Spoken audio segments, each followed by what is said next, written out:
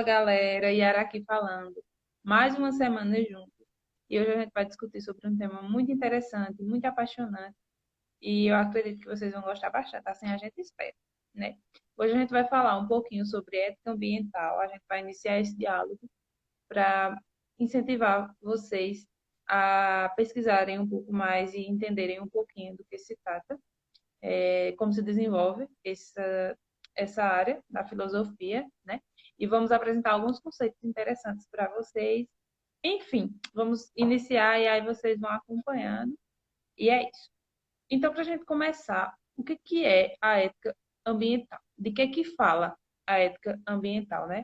Então, inicialmente, vocês precisam entender e acompanhar que a ética ambiental versa sempre sobre a relação do homem com a natureza e com os demais seres vivos, não só com o ser humano em si.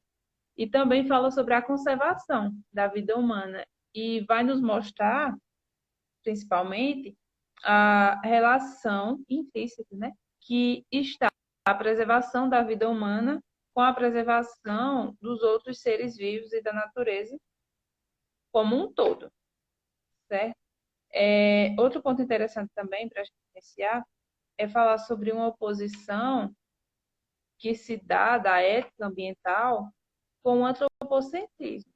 Não sei se vocês conhecem esse conceito de antropocentrismo, muito discutido quando falamos sobre renascimento e idade moderna, enfim.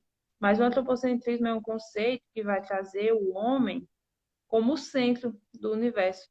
Quando a gente pega a palavra, que vem do grego, antropo e kentos, antropo, homem, e kentos, centro, vai nos mostrar, como o nome já fala, né, a centralidade do homem em relação ao universo. E aí, a ética ambiental, as discussões, a maioria das discussões acerca do meio ambiente, enquanto objeto de pesquisa da ética filosófica, vai nos mostrar que não é só o homem que está no centro do universo, mas também a própria natureza como um todo, também outros seres vivos, e por aí vai. Não é isso, Nádia? Então, ao contrário do que muita gente pensa, né, as questões ambientais, as questões ecológicas, elas também podem ser trabalhadas a partir da filosofia, né, sobretudo no ramo da ética.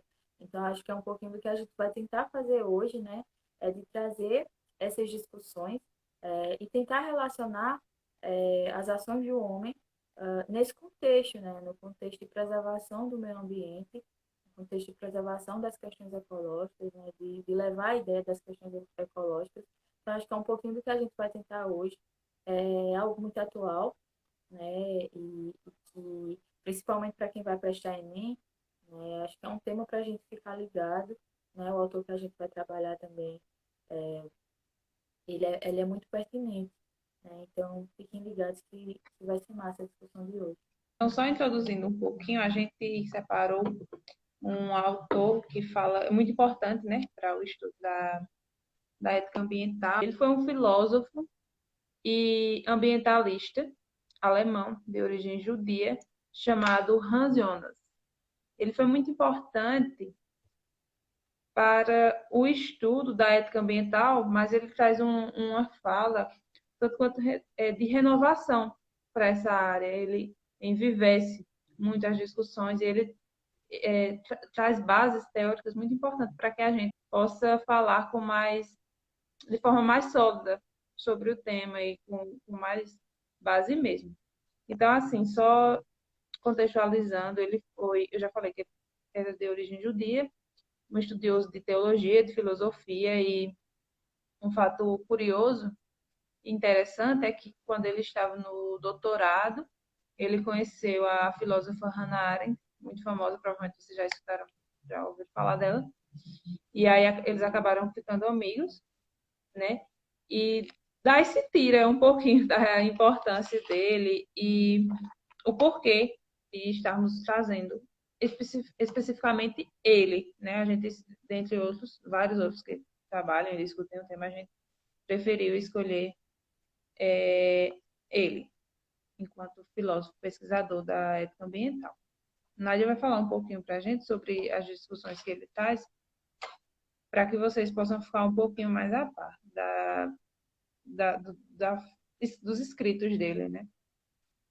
É isso aí, Yara. O Hans Jonas, ele é um cara, né, que ele é muito preciso nas discussões que ele desenvolve. Ele escreveu muita coisa massa, né, muita coisa que a gente pode discutir ao longo das nossas sessões, né? Só que hoje é de uma forma bem resumida, né, para não ficar um vídeo muito extenso, a gente vai trazer alguns pontos principais da ideia que ele desenvolve a partir dessa noção da ética da responsabilidade, do princípio da responsabilidade, né? Que é justamente pensar o homem e as suas ações no meio ambiente, né? O que isso provoca, o que isso causa, né? Então, para partir desse princípio da ética da responsabilidade, partindo da perspectiva de Hans Jonas, né? A gente pode pensar que o homem ele se define a partir da responsabilidade que ele assume em prol das gerações futuras. Como assim, Nádia? O que é que isso tem a ver? A gente vai ligando os pontos, né? A gente vai sistematizando os pontos e vai ver que tem tudo a ver, né? Porque os problemas ecológicos, né? Os problemas e as consequências da biotecnologia e até mesmo a questão do relativismo moral, que está muito presente nas relações hoje, isso vai provocar uma resposta à própria moral, né? E aí, nesse sentido, a própria moral vai nos impor, né, uma resposta sobre tudo isso. E essa resposta exige do homem um, uma espécie de responsabilidade, um tipo de responsabilidade. Exige que o homem seja responsável, né? E sendo responsável, entra a nossa primeira questão. Sendo responsável do mundo, né? E sendo responsável do mundo, entra a nossa primeira questão. Como é que o homem vai conciliar toda essa liberdade que ele tem de usufruir das coisas do meio ambiente, de usufruir da fauna, da flora, é, usufruir da nossa, de toda o ecossistema, como é que ele vai conciliar essa liberdade de uso, desenfreado, inclusive, com essa responsabilidade que a moral coloca, com essa exigência de responsabilidade que a moral coloca, né? E aí, como é que a gente vai fazer isso, né? Como é que a gente vai pensar isso?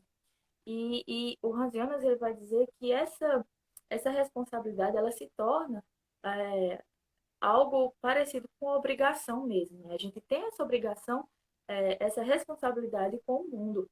E sendo responsável, tendo essa responsabilidade com o mundo, a gente vai desenvolver uma espécie de cuidado, que esse cuidado ele chega a ser parecido com o cuidado parental mesmo, né? Que a gente precisa cuidar e esse cuidado ele vai ser quase que de uma forma altruísta, né? Ele não vai cobrar uma reciprocidade. O Jonas vai estar pensando nessa questão mesmo, né? Porque a gente vai ver ao decorrer aqui do pensamento que o pensamento dele está muito envolvido, direcionado, pensando nas gerações futuras, né? Pensando no futuro, não só dos homens, como também do planeta, né? E vice-versa. E aí, esse cuidado, ele tem que ser de forma solidária, ele tem que se dar de forma solidária, né? Sem uma cobrança de uma reciprocidade. E aí, a teoria de Hans Jonas vai trazer para a gente o imperativo. É um pouco parecido com o imperativo de Kant, o imperativo categórico de Kant, que é a questão do dever fazer, eu devo fazer. Né? E o que esse imperativo de Hans Jonas vai estar trazendo para a gente pensar toda essa questão? É que nós, seres humanos, só devemos agir, né, de tal maneira que os efeitos das nossas ações não seja destrutível para o homem, para a vida na Terra. Então, a gente tem que pensar, né, em tudo que a gente vai fazer, em todas as nossas ações, todas as maneiras que a gente vai agir, pensar os efeitos dessa minha ação vão causar problemas, vão causar destruição para a vida na Terra futura, e aí começa a se encaixar o princípio da responsabilidade de Hans Jonas, né? Para a gente pensar que é necessário, né, esse imperativo dele, é necessário que a gente preserve a vida humana, porque ele está dizendo, se liga, né, que a atuação, que as consequências da atuação, o efeito da atuação, ela não pode ser destrutível à vida na Terra. E aí você tem que ficar ligado nisso. Então, se você está ligado nessa ideia, você vai perceber que o que Hans Jonas está querendo dizer é que a gente deve preservar a vida humana. A gente tem que se atentar para isso, né? Porque cuidando da vida humana, né? Cuidando da vida do homem, a gente precisa, né, primeiramente, cuidar da vida ecológica. A gente precisa cuidar do nosso meio ambiente. E aí a gente entra na questão de que ele está, de fato, desenvolvendo uma concepção ética, né? Uma ética que pensa a preservação humana pensando no futuro, certo? Então, pensar no homem no futuro é pensar na preservação disso aqui que a gente tem e que a gente não está cuidando, né? Que a gente não está dando a mínima. Então, essa reflexão ética de Hans Jonas, ela vai meio que de alguma forma tentar prever o, os desfechos do planeta Terra. Né? Ele vai tentar prever os desfechos desse nosso planeta, né? Para pensar o futuro. Que planeta nós teremos no futuro? Né? O que vai sobrar de meio ambiente para o futuro? O que vai sobrar de ecossistema para o futuro, de fauna, de flora, por exemplo. Né? E aí eu lanço a pergunta para a gente terminar de desenvolver o pensamento de Hans Jonas. Haverá planeta no futuro? Haverá espaços para que os nossos descendentes, as gerações futuras, sobrevivam? É um questionamento que ele chega até a ser meu perturbador, porque estudando essas questões, né, do futuro, das gerações futuras, o Hans Jonas ele vai trazer a questão da heurística do temor, né? E essa heurística do temor é uma previsão da autodestruição do homem. Se a gente continuar agindo dessa forma, não vai haver planeta para gerações futuras. E aí, assumindo essa postura de medo, né, que a própria moral impõe a nós, seres humanos, assumindo essa postura, nós, assumindo essa consequência do medo, nós tomamos uma postura diferente. Nós passamos a pensar em coisas que a gente não pensava antes, como, por exemplo, a preocupação com o meio ambiente, preocupação com as coisas do ecossistema, que a gente não tinha antes. Né? E aí, nessa questão do medo, né, trazendo essa coisa do medo, a gente vai poder mudar as nossas posturas, a gente vai poder pensar, cara, se continuar desse jeito, não vai haver, de fato, planeta para gerações futuras, não vai haver planeta para os meus descendentes. E aí o Hans Jonas, ele vai, né, dizer, pronto, então a questão está aí, né? O que está em jogo é a vida do homem.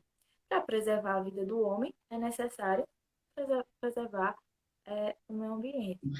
Entende que a sistematização de Jonas é muito bacana, já que a gente está falando aqui de uma forma muito resumida, mas a gente consegue ligar os pontos e pensar que essa ética da responsabilidade, ela começa a fazer total sentido, né? Esse conceito da ética de responsabilidade, ele faz todo sentido e começa a se encaixar, né, quando a gente pensa isso, porque estar atento às questões do meio ambiente é preservar a vida do homem no futuro, tá certo? Se a gente não fizer isso, não tem vida humana no futuro. Né? Então é necessário preservar esse planeta, isso que a gente tem hoje, que talvez a gente não pense muito sobre essas questões da nossa responsabilidade perante o ecossistema, e aí é necessário ter essa postura de preservação. Se não ter a postura de preservação, não há vida humana futuramente. Né? Então, são ações de consequências, né? E aí, para a gente dar continuidade a esse sistema, né? A esse planeta, que fornece vida, né, de vida humana, que fornece formas de sobreviver, a gente precisa cuidar, né?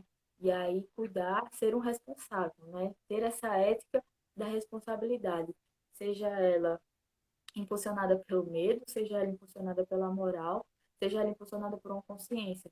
É necessário que a gente se preocupe com isso, né? Até para além da, da, das gerações futuras, né? Mas pensar de fato no meio ambiente, nas questões ecológicas como um fator primordial, né? E se me dar vida e fornecer vida, tá certo? Eu acho que era um pouco disso, foi bem resumido, mas já para a gente trabalhar, pensar muitas questões, né? Provocar muitas coisas no nosso pensamento, né? E pensar de fato, né? Se as minhas ações, se as minhas ações hoje, elas são destrutivas para a vida na Terra ou não, né? E pensar sobre isso. Exato, olha aí, gente, muito interessante a discussão que a Nádia trouxe para a gente, né? Ela tentou resumir e eu acho que foi muito válido, né?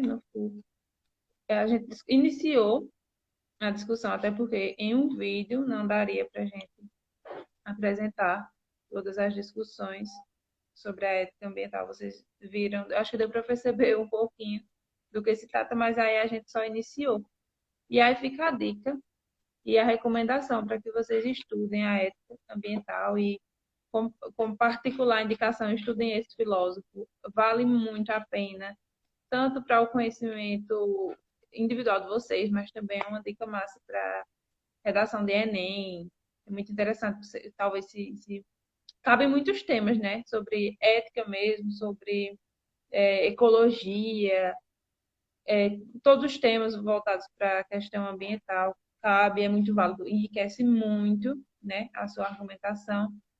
E fora que vai ser um conhecimento muito massa e muito bom, vocês vão gostar, com certeza. Então é isso, pessoal. Muito obrigada a quem assistiu até aqui. Muito obrigada pela atenção, pela companhia, né? De mais uma semana. E a gente agradece de verdade. Até semana que vem. Beijo.